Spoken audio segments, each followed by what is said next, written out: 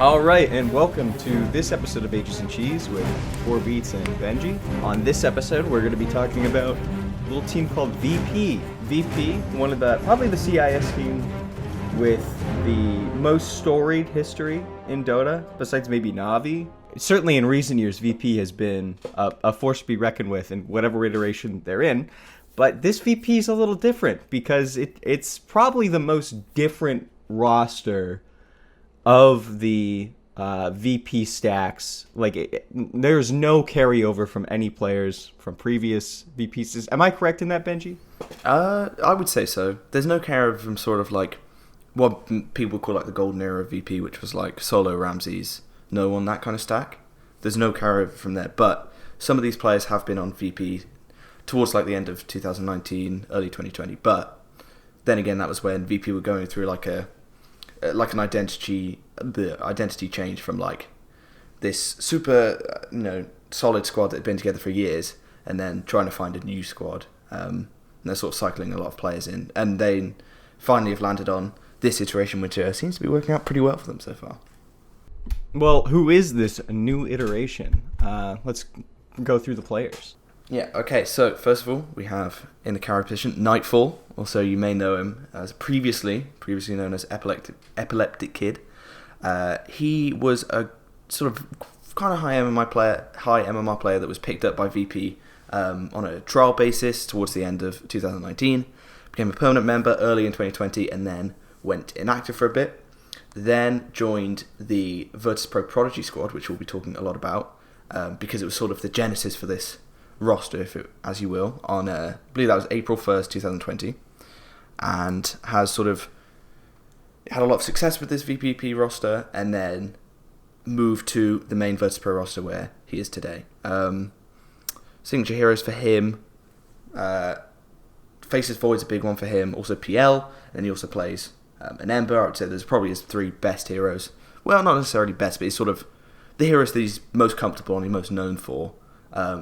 But he's pretty standard carry in the sort of...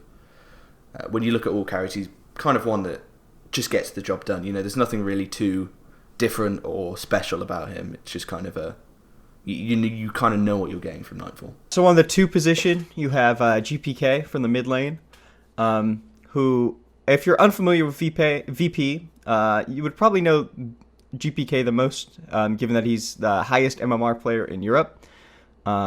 He's also known for his short time on Vega Squadron and slightly longer time on Gambit before he joined Virtus Pro Prodigy in November. He kind of, on both of these teams, performed decently. I mean, they won a couple qualifiers, but never really any big tournament wins or accolades. But he's been around. He's more known for playing like these Invokers, these Kunkas, these like space creating mids. He's not going to like carry the game from the mid lane or anything. Yeah, and I think that's kind of a nice sort of thing that Nightfall and GPK have got going together. Nightfall kind of does his job, carries the game, and GPK creates the space in the early game to give Nightfall, if he's playing this PL, kind of late game heroes, just to give him a bit of time to farm up. And that's actually something that VP, I think, this current VP roster have been so impressive, is that just their synergy with each other has been so on point during the DPC, but we'll get onto their international performance in a bit. But moving on then, we have DM, who is the offlaner for this team, and I'd say he's probably the most interesting of these players, sort of where they come from. Much like GPK, he also competed on some CIS stacks, like Vega, Windstrike, Action City, and also Hellraisers, where he sort of came into my vision as a player. I'm sure probably similar for other people. Something people may not know, or may know, I'm not sure, that he also competed on Chaos Esports towards the end of 2019, I think. Played in I think it was the Dream League major. He definitely got his first major experience with Chaos Esports, and that was when Chaos Esports was pretty much the lineup of Quincy Crew. That was when they sort of didn't have an offlaner, were looking for one, and DM filled that role for them for a bit, but didn't work out. And now he's back in CIS and obviously playing for this Virtus Pro stack. And he was one of the ones that formed that initial Virtus.pro Prodigy lineup in April of 2020. For him, for him, the main hero I would say is Timbersaw, and we'll get into some of the stats on DM's Timbersaw because it's quite an interesting study. But he also plays a lot of the typical offlane heroes, Mars Centaur, these tanky blink initiators, I would say. Yeah. All right. Well, moving on to Save on the 4. Similar to Nightfall, both played on VP for similar periods of time. Although Save did not have Save did have some prior experience with Fly to the Moon, Fly to Moon before this. Kind of Fly to Moon has been like this, a name used by a couple different CIS stacks, similar to how in NA you have like, Sad Boys who a couple different teams pick up. It's it's a name that gets run through a couple times. Yeah, like you can often look to that team and sort of see who the players who are just sort of on the precipice of getting into one of these big CIS teams like VP and Na'Vi. A lot of them come to stacks like Fly to Moon beforehand, where they sort of compete in some events and make their name per se. But Save, captain of this team. A lot of people probably know him for his... I would say Lion's probably his best hero. That's one that he can really play very well. I'm not sure many other players who... I would say similar to... who's the Chinese player? Kaka's Lion is also very good, but those two are the ones that I think are probably the best Lion players in the whole world, for my money at least. But yeah, Save, another very high MMR player. There's kind of a theme with these VP Russell, very high MMR players, and also very young players, which we'll also get into a bit later. And then go ahead. Also, a fair bit of trivia. I wonder if you know this. He is the only professional player from this country. I would imagine I would imagine it is an Eastern European country, right? Yeah, it's in Eastern Europe. I don't know. I can't think because I'm thinking I'm running through Eastern European countries in my head, and I'm thinking, oh no, there's a player from there. Very small one. Go on, tell me, what is it? Moldova. Oh, okay, yeah. Oh, I've seen that before. Yeah. Interesting. And then finally, in the 5 position, I believe Save is the captain, but 5 position, Kingslayer. You may know him as Ilias before, but I would say that he's not very experienced, but he is the most experienced on the roster. He's been around since 2017. It's a little bit murky on whether he played for stacks that were actually competing in high level events, but he has been around the scene since about then. Been on some random CIS stacks like most of these players, and different from all these players, he actually was on Na'Vi for quite a long time, from about late 2019 to late 2020, and then also came into this VPP squad at a similar time to GPK. So that was about November in 2020, just before they were signed by the main VP team. So there's a little bit of Na'Vi on this team. A little bit. So yeah, let's get into the story of their season and what we think their prospects are going to be going forward. As we kind of said, VP, it's an org, has a lot of prestige behind it. It's won many tournaments. It's won majors. Am I correct? I can never remember. VP did in fact win a major, right? They didn't just get second place at a bunch of them. VP won 5 majors in total. Yeah, that's what I thought so. I just wanted to be sure in case I sounded like an idiot. I was like, I know VP was a finalist in a ton of majors, but yeah, this is the squad. It's because there's that true site where they get second and they're very disappointed. It shadows. Yeah, it makes me think that they're the.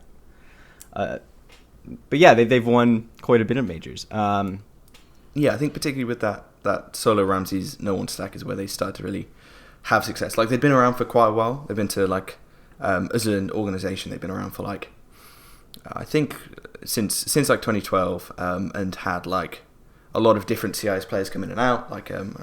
People remember people like G and other players. No one else is coming to mind right now. But it was a team that players would cycle in and out of, but never really found success until Solo, Ramses, no one, and then also who the other players on the team? Pasha, Lil, and then Roger as well towards the back end of their time.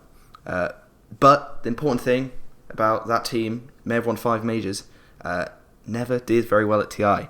Their best finish was 5th, 6th, and they always sort of came into TI as these favourites. They'd done really well in the DPC season, and then they couldn't really put it all together. And this will be a story for a lot of teams, I think. It's just that really solid during majors during the season and other events, but when it gets to TI, can never quite get it done. But, of course, this is a new team. That's sort of just talking about the organization's reputation as a whole.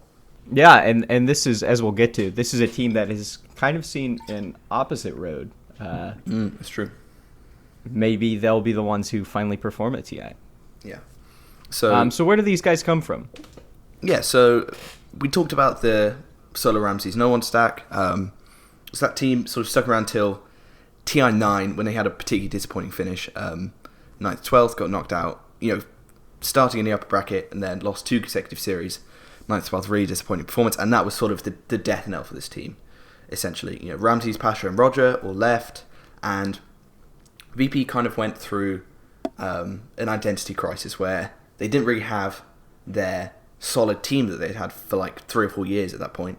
They cycled through a lot of players, trying to find something that stuck, and they went through a bit of a barren period. They did have one result in this time, which was a first place at ESL 1 LA in April 2020, but apart from that, it was pretty dysfunctional, I'd say, in the main VP roster. But there was another VP team at this sort of point in time that was starting to take shape, and that was VP Prodigy, as we mentioned before. Formed April 1st, 2020, and their initial lineup was Epikid, now known as Nightfall, DM, Save, and Aina and FN, who you may know from other CIS teams in the DPC. And throughout the year, even though they're the VP Prodigy team, so it's supposed to be like the youth team, they do really well in international tournaments. This was sort of around when EU and CIS were put together, basically, to have loads of tournaments, and they did really well. They finished second at Pushka League, where they finished ahead of the main VP roster, and this was kind of the turning point where everyone thought, okay, maybe this team is actually not just a youth team, and it's actually a team to be reckoned with in the EU CIS sort of scene. Finished second at Pushka League, ahead of VP, and behind only Secret, and that was when Secret were going through this sort of, I think they won 8 tournaments in a row, and just looking completely dominant over everyone. So pretty big result for VPP. And they sort of continue the season, get more and more good results, and then in November, as we mentioned, they are transferred to the main VP roster with 2 roster changes, which is, as we mentioned, Kingslayer coming in for Aina in the 5 position, and GPK coming in for FN in mid. Another interesting bit of trivia. I think that this is the second time that a VP secondary stack has outperformed their primary stack. Back when VP Polar existed, before it was rebranded as VP Prodigy, I believe it may have been, I can't remember if it was Illidan's team or no, it was FNG's team, I'm pretty sure, was on VP Polar, and they outperformed at a major LAN. They outperformed the primary VP stack. That's interesting. So this kind of has precedence. VP youth, well, I say youth team, but an alternate VP team sort of outperforming the main stack. That's interesting. Yeah, at that time, I mean, it wouldn't have been like a prospect stack. It would have been more of like here's a 5 like also good players. We just want to pick up like another team. Yeah, for sure. Because there weren't as many orgs at the time. Mm-hmm. But still interesting. In their first tournament under the Virtus Pro banner, the team participates in Epic League Season 2. And this is, still during that period where Europe and CIS are just kind of playing in tournaments against each other all the time. And there's a lot of really good teams at this tournament. There's some of the best in Europe and obviously the best in CIS. And, VP comes out on top and they knock out OG in the grand finals and take home their first place finish under the Virtus Pro banner. Mm-hmm. And that was a big win for them. Obviously, people knew that this sort of roster was really good, but this was, I think, I guess sort of a statement that VP as an org is sort of back, and it's this a group of players that didn't really have much experience on either big teams or on LAN at all. I think DM's the only one that's, maybe GPK, but a lot of these players have never played a LAN before, and it was sort of this Virtus Pro can beat all these teams. There was Na'Vi who had just sort of formed and were looking really good. There was Secret who were just coming off this amazing run. You had OG, Liquid, Nigma, all these teams, and VP came out on top. It was a real statement and a really big win for them, I think. Yeah, and then after that, the season starts. And how did they do in the season? Well,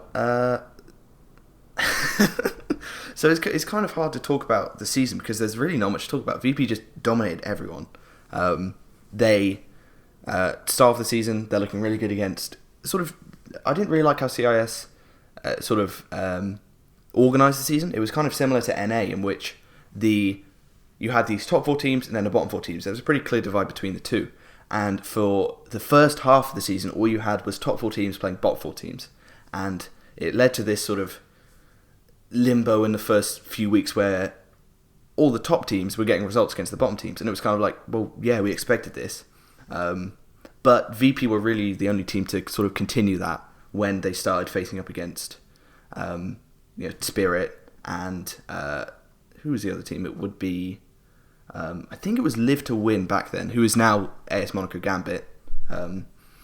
But yeah, so they go through all these teams. They're 6-0, and it's the big matchup, them versus Na'Vi. Both of these teams, I believe, were 6-0 at the time, and this was like the last matchup of the season. Both teams had looked really good, and it gets to this big series that's hyped up, and everyone thinks, oh, it's going to be this amazing series, and VP trounce Na'Vi 2-0. Didn't even look close.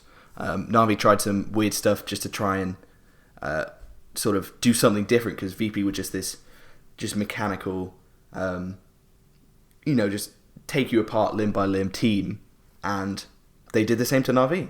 It was like both 30-minute games, and VP were one of the only teams to go 7-0 in that first DBC season. And I think they had the best record in maps. They went 14-1, so they only dropped one map, and that was to Team Spirit, which will become interesting later on. But for now, just keep that in the back of your mind. But yeah, VP 7-0, and it looks like they're continuing this form that they had in the EU CIS tournaments there. Just beating teams, without even looking like they're challenged at all. I think they had the shortest length games in CIS that season, and their kill differential was something just absolutely crazy. They were just executing teams. Yeah, they looked like they were shot out of a cannon, and I think many people, myself included, expected them to carry this forward into the Singapore Major, which, unfortunately for them, they were not able to.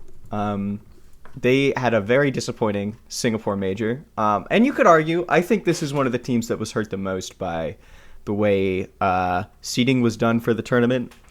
Not being able to play in the group stage and being directly into the upper bracket. I think, if they had some momentum going into it, their performance wouldn't have been as bad. But also, they had to go up against PSG LGD in the first round of the Singapore Major. And I don't need to tell you, PSG LGD is they're hot right now. They're considered the favorites to take TI. So. They were not able to do it. They get 2-0'd pretty quickly. It doesn't look very close. However, they get knocked down. They're able to kind of bounce back a little bit and take a take a victory over Quincy Crew, who I was playing with a stand-in, but they still looked in decent form. Quincy Crew came through the group stage with a decent amount of wins, so it certainly wasn't they weren't any team to kind of look down upon or to underestimate. And VP, they're able to win. Then they get knocked out by the Executioners, Thunder Predator, and finish 7th, 8th. Yeah, I think even though 7th, 8th when you say it doesn't sound awful, but to be honest, this was a disaster of performance from VP. I'm not going to sugarcoat it at all. Obviously, running into LGD in the first round of the upper bracket is not easy. It's an LGD team who had also come through the wild card, so you can imagine that they'd had a lot of time to get a good grasp on the meta, and they played a lot of games by that point. But then their game against Quincy Crew, this was, as you said, a team playing with a stand-in, and in our Quincy Crew episode, we sort of documented all the struggles that they had with this tournament, and there were quite a lot. And this VP team, who's been dominating everyone, doesn't take game 1. They lose to a Quinn IO, which I didn't even know played, and then they just managed to sort of come back in games 2 and 3 to win. But it doesn't look good at all. It doesn't look like this is the VP team that was just trouncing teams in DPC. It looks like a pretty pale imitation of that. And then obviously they get turned over by Thunder Predator, and you could say, Thunder Predator were on a hot streak. Sure, they were, but it was also a Thunder Predator who had been beaten 2-0 by Team Secret, and this was a VP team who had been very competitive with Team Secret in scrims and also in EU CIS tournaments over sort of the back half of 2020. So I don't know. This was not the result that I expected from them going into this major. I know that we both did a bit of a prediction, and we had this team, I think, winning the whole thing in our prediction bracket. Yeah, they looked hot. But did they let this disappointing performance, did it carry with them through the season, or were they able to bounce back and show why they were the team they were in season 1? Well, I think you know the answer to that, and they didn't let it define them. They come back in season 2, and even more impressive, I would say, than their season 1 performance, because they went 7-0 once again. The only team that sort of gave them a bit of a run for their money, which was different from last time, was Spirit. Spirit managed to take a game off them. Maybe that game 3 looked like it was going Spirit's way for a bit, but VP eventually able to claw it back. And I think another team also took a game off them, which was not totally Gambit. sure. Gambit, that's right, yeah. That series, but didn't look as close as the Spirit one. That was sort of like Gambit got a game, and then VP sort of shut it down in game 3. But even more impressive is that apparently, according to the VP players, and you can take this with a grain of salt if you'd like, they were just sort of picking whatever heroes they felt like because the DPC was so easy for them. They were focusing so much on scrims and playing these, top tier European teams, and then when it came to, the one DPC game they had to play a week, they would just pick, Huskar Jungle or something like that, and then win with it. So I think Season 2 for me was arguably more impressive than Season 1, even though you had Spirit, who were becoming a real force in CIS, and you had AS Monaco Gambit, who were really looking like a good team. But again, 7-0 for VP. They are the only team in DPC to win both of their... They're the only team in the DPC to have 2 seasons of going 7-0. And I think they were the only team in this... Correct me if I'm wrong. The only team in the second season to go 7-0. I don't think any other team managed that. I'm gonna fact check that real quick, but Sure. I believe you're correct. I think I'm correct. But yeah, going 7-0, they went 14-2 this time, which is obviously not quite 14-1, but still very impressive. And apparently not even focusing that much on the DPC games. Shows you how good this VP team is. Oh. Do we have a stat check? Yeah. We missed a really obvious one. Quincy Crew. 7-0. Oh, yeah, of course, yeah. But I think there were 3 in the first season, and only 2 teams in the second season. So, and then obviously you've got VP being the only team to be that twice. Yeah, and I mean Quincy Cruz matches were, I would argue, probably a bit closer. Yeah, for sure. No other team in either of the seasons exhibited the type of dominance that VP did in both of theirs, I would say. Mm-hmm. Yeah, I would say that's fair. Okay, so it beats VP. They go 7-0 again. Surely at this major, they just crush everyone, right? They've learnt from the Singapore major. They're going to be incredible. They're going to just beat everyone, right? Well,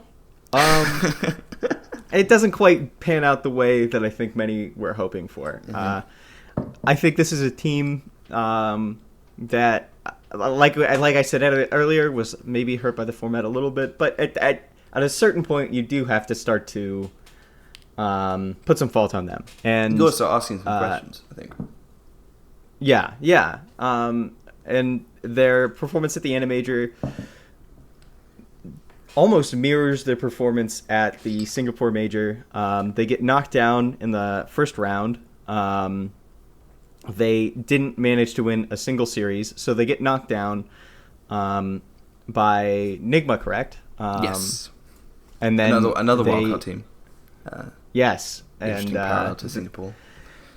Then taken out by Vici Gaming, who I want to point out Vici Gaming had a pretty good run in the tournament. Yes. So, I mean, it was a hard first match against a wildcard team, but it is Nigma. I mean, it's they're no slouch. And then Vici Gaming, who ends up going pretty far in the tournament. So, it certainly wasn't easy for them. But if you look at the Animajor was stacked. I mean, you look at that bracket, there was no team I think they would have wanted to go up against. Exactly, yeah. And I think that's the point, that if you are going to succeed, like, we can make all the excuses we want, that like, oh well, they play against really good teams. If you want to do well at TI, you are going to have to beat good teams, and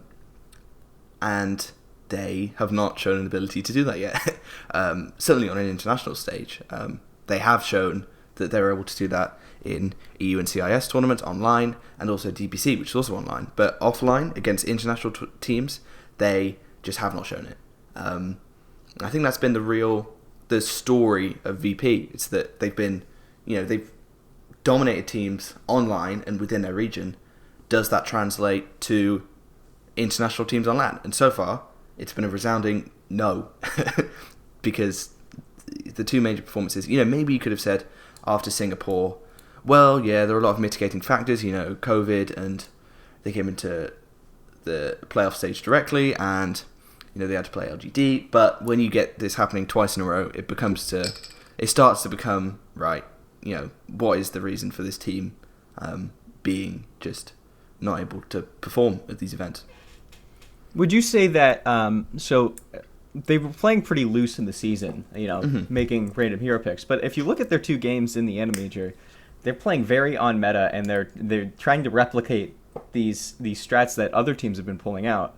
It makes me wonder, like, had this team, tried to go into the majors with the same loose mentality that they had in the season, if they would have performed significantly better.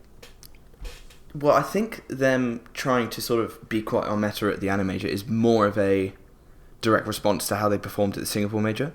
Because one of the biggest criticisms about VP at the Singapore Major is that they were playing very away from the meta. They were playing sort of these things that had worked for them during DPC season, and then just no one was playing them. Like, they played Bounty on DM at the Singapore Major. It's like no one was playing Bounty Core. I mean, no one now is playing Bounty Core. But sort of that was reminiscent of a larger issue that was just they didn't really adapt to what the meta was. And I think that they tried to do it at the Animajor, and obviously that didn't work. I'm not saying that they should go back to what they were comfortable with, but maybe it's an indication that wasn't the problem. It's more of a problem with the players not being able to perform. So, are they able to bounce back after the Animajor? Is there a redemption for this team? Well, I think ESL One Summer will be was the closest sort of they could come to a redemption leading up to TI. And also, they will be in the ESL One Fall event, so that's another opportunity for them to sort of redeem themselves against quite an international lineup in that tournament. But ESL One Summer, they had pretty good performance. They made it all the way to grand final, going all the way through the upper bracket, and went 2-1 up on T1 in the grand final. Unfortunately, they threw away that lead and lost 3-2. But second place at ESL One Summer, pretty good result, I would say, for VP. Although you have to consider that this was, first of all, an online tournament and a tournament with majority EU CIS teams in it. Yeah, I mean, that does seem to be the story of VP, is that, maybe one of the best online teams in the world right now, but when it comes to an on-LAN event, suddenly it seems to all fall apart. And granted, we've only had two major LAN events this year, so we don't have a huge sample size. We certainly have a much larger sample size of online tournaments than we do on LAN tournaments. So, I still think that there's hope for this team. The potential is obviously there. They just gotta figure out how to either calm the nerves or, figure out what they need to do to make it work at these at TI. Yeah, I mean, we mentioned that this team was. We mentioned earlier this team is really young, and they are. They're very inexperienced. They're very young, and perhaps that's the issue. They just don't really have experience on LAN events, and hopefully the two experiences at Singapore and at Kiev will have sort of perhaps helped them. We don't know. But this team is a pretty tight-knit group, I would say.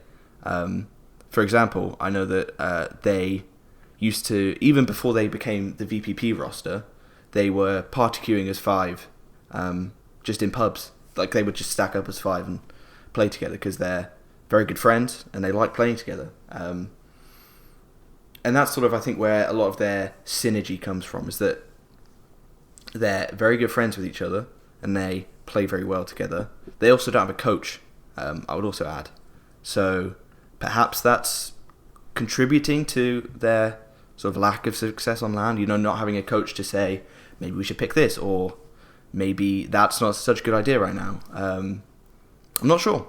There are a number of things it could be, and I just hope that this team can perform at TI, because when they're on their game, they're one of the best in the world, for my money, and they haven't been able to show it yet. Yeah, and I think the story of VP is tons of potential, but we just haven't seen it come to fruition yet. And hopefully at TI we will see a spark. We will see that something that kind of lights them up a little bit. That's gonna do it for this segment. We'll be back with segment 2 of the VP story. We're gonna go through some stats and some hero picks. Some fun stuff like that. All right, and we're back with the second segment here. We're going to be going through some fun and interesting stats and picks and kind of framing what makes VP VP right now from a statistical perspective. So, Benji, are there any fun nuggets of information any fun nuggets of information for this team? I couldn't get that out. So I think in general, we talked a lot about sort of their performance domestically against sort of their performance against international teams. Got their record here since this VPP squad was signed by VP, they are 36-10 against teams from EU and CIS. They are 7-11 against teams from other regions, which is a pretty noticeable shift. I don't have the percentage win rates in front of me, but from 36-10, which is kind of a domination of domestic teams, to a losing record against international teams, that sort of paints a pretty poor picture about how they've been able to perform. And 7-11, most of those wins are actually against T1 in ESL One Summer, so if they were not included, I'm sure this record would be a bit worse. I wonder how much of that has to do with like just scrim partners that you might have access to in CIS versus other regions.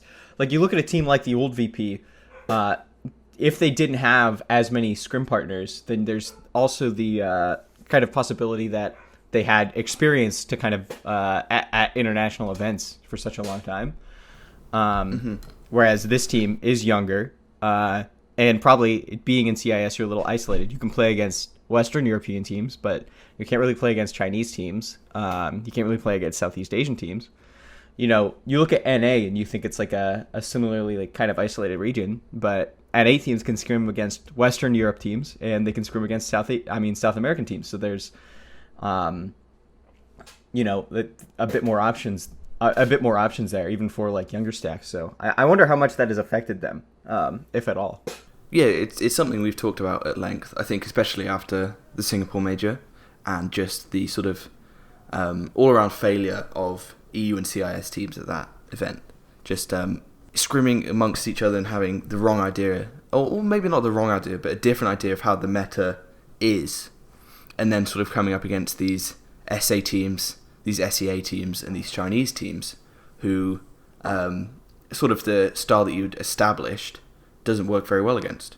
And I think that was potentially something you can say for VP at the Singapore Major. However, at the ANI Major, you know, you had a team like Nigma who made a great run in that tournament. And clearly that was a team that could only scrim against EU and CIS teams. So I think there is an element of that, but I don't think it's sort of the whole story, if that makes sense. So let's get into the Singapore Major. I will just say, first of all, that VP only played 7 games at this tournament, so team statistics and statistics sort of over the whole tournament may not be as accurate, just because it's a kind of a small sample size. Anyway, one player that I kind of want to pick out, and I don't want to say that he's terrible or anything, but DM. So he had the 3rd lowest KDA amongst all cores at the event, at 1.86. That's bad. I don't know how else to say it other than... Yeah, I like you have in the notes here. This is like really bad. It's very it's very, very bad. And also DM 3rd lowest GPM and hero damage amongst all cores at the event. So maybe it's an issue of they're not getting him enough farm. You know, he's not he's being a bit more sacrificial, and as a result he can't really have that much impact. That's not really the case. He had the 2nd most last hits at 10 minutes amongst all offlaners. So all offlaners in the competition, he's the 2nd most farmed at 10 minutes, essentially. So that kind of paints a picture for us that he's getting this farm, he's getting quite a lot of sort of... he's getting a good proportion of the farm from his team in the sort of laning phase, early mid-game, and he's not translating that into kills and assists. So, you know, we look at maybe why is that the case? Well, we talked about the Timbersaw earlier for DM. It was banned against him in every single game at the Singapore Major in the first phase. That's interesting, right? That's these teams targeting DM and saying, right, what's his best hero? Timbersaw. And in every single team they play having the same idea to ban it first phase. And as a result, you have DM, as we've said before, getting farm at 10 minutes and not being able to turn it into anything productive. Yeah, that's... I mean, I don't know if I would say he's the best player on the team, like from an outsider's perspective, but he's certainly one of the ones that I would want to shut down, and certainly one of the ones, given he's a little more vulnerable as an offlaner, that it might be a little easier to. Yeah, I really like DM as a player, and he just didn't perform at this tournament. Timbersaw, I think, has been sort of or not being able to have a Timbersaw has been a bit of a pain point for VP over their entire season. For example, I've got DM's KD ratio here. When he's playing Timbersaw, this is since the squad was moved to the main VP team, same time frame as the stat before. So since they moved to the main VP team, DM's KD ratio on Timbersaw, 5.35 kills to 1.95 deaths. It's pretty good. That's I would say above average. And his KD ratio on all other heroes is 3.38 kills to 3.62 deaths. So when he's playing Timbersaw, pretty good KD ratio, 5.35 to 1.95. And when he plays all other heroes, he is dying more than he's getting kills. Which, again, maybe this team is, or maybe not so much the team, but DM is sort of relying on this hero to be, a bit too much of a, I don't know what to call it. I say, maybe something that he's leaning on a little bit too much, and when it gets taken out, as it was in the Singapore Major, his performance drops greatly. This is a stat that I would like to see. You have a kind of I'm skipping ahead a little bit, but you have 10 of the 14 first phase bans used against VP were offlaners. This is a really interesting stat to me, because I really wonder. This would be really hard to aggregate, but in games where a specific position on a team is targeted with bans, what is the win rate for the banning team? That would be really interesting. I guess it would be slightly difficult to sort of make that stat because, we talk about a lot in the game as it's played today. Flex is so important, so that being able to take a hero and being able to play it on multiple roles is like so important for the top teams. So I think that would be kind of a difficult stat, but also quite interesting. I think you've seen the meta shift a lot in certain patches where sometimes, right, we're banning out carries first phase because that's what people are doing. They're just first phase and they carry and then going on. Recently we've seen that with mids as well. We've seen TA first phase a lot, and then that sort of develops into a meta where a lot of mids are being banned because you want to ban TA, or maybe it's a patch where offlaners are like TI9, Ench, first phase banned pretty much every game. Maybe it's an Aya patch. I think that would be really interesting. I think it would have to be patch specific, just because of how volatile the nature of first phase bans per position is. But no, yeah, I think that's actually quite interesting. An interesting idea. Yeah, I just think Dota is such a team game now. I mean, it always has been, but even more so. You need to be firing on all cylinders. Like, if you have one guy who has kind of a bad game, it could ruin your entire game. On top of that, it also gives the other team a game plan going into the game. It's like, hey, we're going to make this guy's life hell. I mean, it certainly worked against VP. There's, we have empirical evidence of it working. Okay, so Singapore Major, obviously we've got DM, perhaps not performing up to standard, but other stats about VP, so they were the, I'm putting in quotation marks, slowest team at the Major, and that is, they averaged 0.98 kills plus deaths per minute. So that's kills plus deaths per minute is essentially how frequently you're taking fights as opposed to just farming or just playing the map. And VP were, in that sense, the slowest team at the Major. But I will sort of say that this is a common theme for most CIS teams. When you dive into the kills plus deaths per minute stat, it's often CIS teams who are right at the bottom because, I think it's just a region-specific playstyle that not many skirmishes happen, or not many fights happen within the first sort of 10-15 minutes. Sometimes you'll get to a CIS game in 15 minutes and it'll be like 3-2. So that's kind of a region-specific thing, but still something that's quite interesting. And they also averaged 6.9 kills per 10 deaths at the Singapore Major, which is pretty bad. It's not the worst of the event. I think T1 Enigma, who you'll also remember, I think just had awful performances in the wildcard.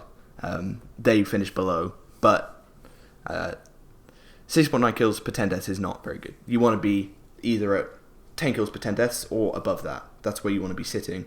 And 6.9, obviously not very good. I would be interested also just to see what the difference was between the season and what in the lands as well. I imagine the discrepancy between these stats is ridiculously high. Oh yeah, for sure. I didn't really get any stats for the season because I just thought, because essentially I took a look and it's just VP on top in every single stat category. And yeah, you don't really even need to. You can just exactly. You can just say But when you sort of see that, it's kind of like, there's no point in getting the stats for it because they're on top in everything, and so I didn't really see much use in getting those stats, but I can assure you that they were on top in pretty much everything. I think they had 15 kills per 10 deaths, and the contrast to what they're doing at the majors is quite stark. Even though, again, only 7 games played, so take it with, take it with that in mind. Also with VP, they were bottom 3 in team net worth at 11, 12, and 13 minute mark. Again, I think that's probably T1 Enigma as well down with them, but not good teams to be in the same ballpark as. So, bottom 3 in team net worth at 11, 12, 13 minutes probably, as you can probably guess, indicates a bit of a struggle with the lanes, even though we know that DM have the second most last hits at 10 minutes, so amongst offlaners, that is. So maybe it's DM's getting a lot of farm, but GPK and Epikid are kind of suffering because of that. It's kind of difficult to tell from these stats, but you see where you can start to sort of make these conclusions. But one thing for VP is they had the most assists per kill, and assists per kill is kind of it's kind of an odd stat, but it can suggest that if you have a high assist per kill, that your team is playing together a lot, you're 5-manning a lot. And if you have a low assist per kill, you're getting a lot of solo pickoffs and things like that. So this kind of shows that, I don't think this is really positive for VP. I think it sort of shows that they're losing these games, and the only way that they can find kills is if they take fights as 5 against maybe 2 heroes that they find, which is obviously not very good for farming, efficiency, and things like that. It indicates that they don't have a lot of the map to work with. Yeah. And that they have to go as 5 to do anything, and that's where sort of the kills come from. So yeah, not much positive there for VP, I'll be honest. Yeah. So that's Singapore. But what about a tournament where they maybe performed a little bit better? Sure. So I've left out the ANA Major because they only played 5 games, and I thought 7 games is kind of pushing it in terms of sample size. 5 games is really too small, so I've left that one. We just know that they did poorly at the ANA Major too. But ESL won Summer. This was a tournament that we mentioned before. They came second in, and the news is a little bit better here. So we have, first of all, Nightfall, GPK, and DM, first, second, and sixth respectively. So Nightfall first, GPK second, and DM sixth in KDA at the tournament amongst all players. That's very good. Shows that their cores are producing a lot of kills, a lot of assists, and not dying as much. Particularly DM, I want to highlight. We talked about his poor performance at the Singapore Major. In this tournament, he was first among offlaners for last hits of 10 minutes, very similar to what he did at the Singapore Major. But the difference here is that he was able to convert into good impact in the game. So similar in last hits 10 minutes, but this time 6.69 KDA, which you compare to his 1.86. It's two different worlds essentially. And also going back to Timbersaw, he went 4-1 on Timbersaw at this event. So teams were banning it against him, and he was picking it, and they were having success with it. Yeah, that's good to see. It shows that, maybe this is the maybe not the player you have to watch out for on this team, but he's certainly a player that if you shut him down, it's gonna really affect the team in a negative way. But if you let him kind of pop off, the results kind of speak for themselves. For sure, absolutely. And then VP as a team at this event, it's not just about the players. Obviously, as a team, they had 15.92 kills per 10 deaths. Compare that to 6.9 at the Singapore Major. Obviously, a world of difference there. And the next highest at the tournament was Alliance, who had 11.69. So VP just streets ahead of everyone else in that department. And then also, Nightfall was 4th in kills and 1st in fewest deaths. And Kingslayer and DM 5th and 6th, respectively, in assists at the event. So, on the whole, from where they finished at the tournament and also the individual and team stats, just a greatly improved performance at ESL 1 Summer. And that's definitely the kind of form that they'll be looking to take into TI, as opposed to what they did at the international tournaments. So where do we think they could land themselves at TI? I think this is one of the hardest questions to answer for any of the teams, just because their results are so varied. But yeah, if you had to place them in TI right now, where would it be? So I think VP may be the most difficult team to predict. At least so far about the teams that I've thought about where I'd place them for TI. They are the team that I've had the most difficulty with placing them, because they've shown that they can be one of the best teams in the world. So obviously you think, they could finish first. But at the same time, they haven't shown that they can get it done on the international stage on LAN. So then you're thinking, I don't know, maybe they could crash and burn. For me, I prefer to err on the side of we haven't really seen them perform at a major LAN. And I would need to see that if I was going to predict them a very high finish. So I think I would say top 4 for VP is the best performance that they can come up with. You also got to remember that this is a very new team. No TI experience amongst them, I don't think. Yeah. That I think I would settle on top 4. Do you have any sort of dissenting opinion to that?